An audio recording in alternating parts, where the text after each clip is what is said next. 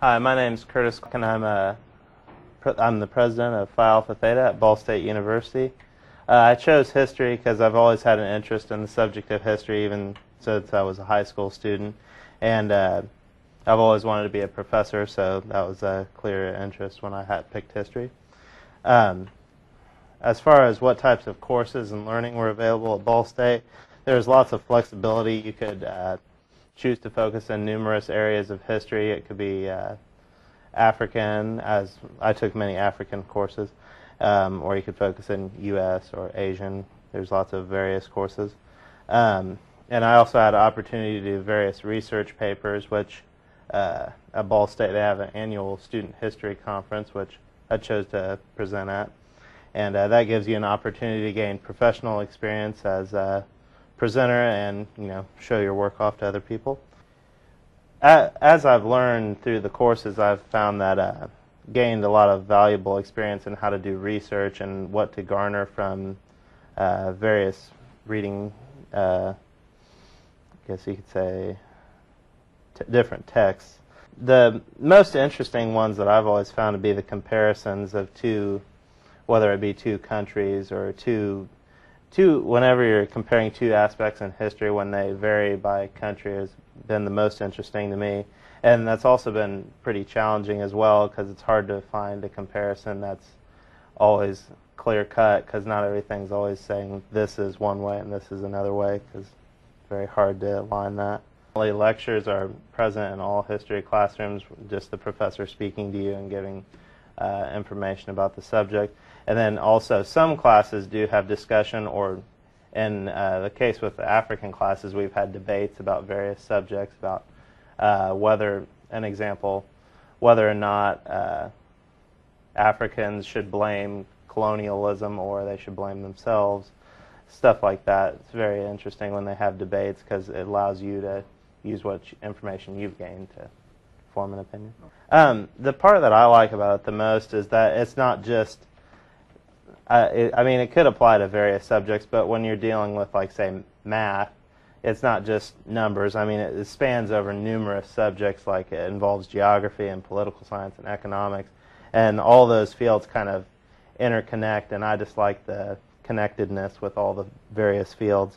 And I like like I said, the engaging discussions and debates about current issues or past issues.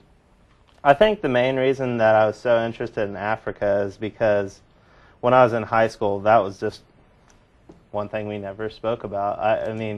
Not necessarily because it was like a taboo or anything, but just we never really learned too much about it, other than just, stereotypical things, and it wasn't very in-depth at all. So that's why it's always been interesting to me to learn about their history and culture and everything. Next question is, what is the hardest part about pursuing this major?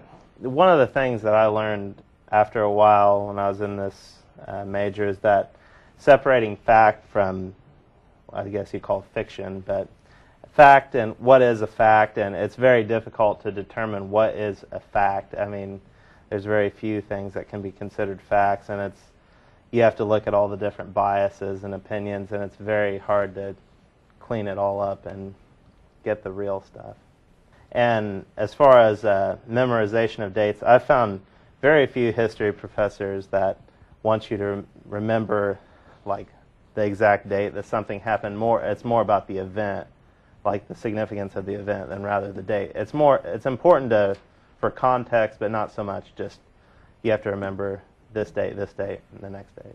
In high school, it's all about memorizing dates and connecting them to what event happened, doing lots of worksheets. And college, it's more you doing something with the information that the university provides you, or internet, whatever. Okay. What do you wish someone would have told you before going into the major? One thing that I had a hard time deciding when I'm planning on going to grad school is an area to focus on. And I wish in the beginning someone would have told me, or asked me about my future plans and said, oh, you're planning to go to grad school. Well, you need to plan on a focus, an area that you want to specialize in, because it's much harder to develop a focus when you've had a sampling of everything, rather than at the beginning when you can think, oh, I really like European history, so I'm going to focus on France and then narrow it down as you go along rather than trying to narrow it down all in 1 month or 1 semester even. It's a lot easier to do it over time. I would say that I was much more closed off before I started a history major, and it feels like I've been opened a lot up to situations. I'm much more understanding of things and realize comparisons and am able to reference things, and it's very helpful, and it makes you feel good when you can connect things like that. What advice would you give younger students related to going into this major? My thing, this is kind of an off tangent of history, but my opinion is take classes that you're really interested in. Like if you're interested in, for instance, like a food and tourism class, then you should take it because there may be a piece in that class that you're really interested in, and that may be your calling for your future career.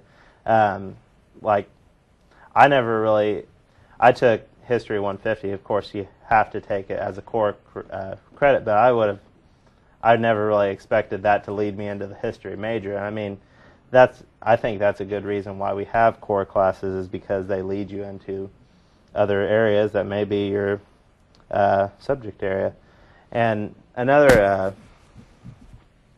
I guess you could say, advice I would have is when you have a paper, like I've done a couple research papers about Africa, you know, when you finally get done with it and you're happy and you're like, yes, I got the grade, I'm all done with it, I'll just pitch it or throw it away. When you have a paper, you should save it, and I mean maybe down the road even work more on it and polish it up, because it seems like a lot of people don't get enough mileage out of their papers. Like there's a lot more that can be done with it, presenting at conferences, etc. You know, and one last piece of advice I would say is when you're in college, whether you're in history or not, participate in conferences and other professional things, because when at the very end you may choose to go to grad school and you need some accolades, you could say, to stick on your curriculum vitae. You know, it would be a nice thing to have if you've participated in a conference. And like I said earlier, it's a nice way to hone your own skills as a presenter and a academician. Is there anything younger students should do to prepare for working in a history curriculum going to college? I would say that the best thing to be prepared with is just, for me, is following the news. Like, I mean, I don't know how helpful it is when somebody mentions a current events topic, and if you can relate to them, you can develop your own opinions and I guess you could say your argumentative stance, because you can craft arguments about current events, about what's going on in the news, and I find that helpful. Reading newspapers and stuff is always helpful as well. I think that's about it. I hope this has been of assistance to any future history students. I know it's a great field. I hope you would at least consider it. Why don't you say one more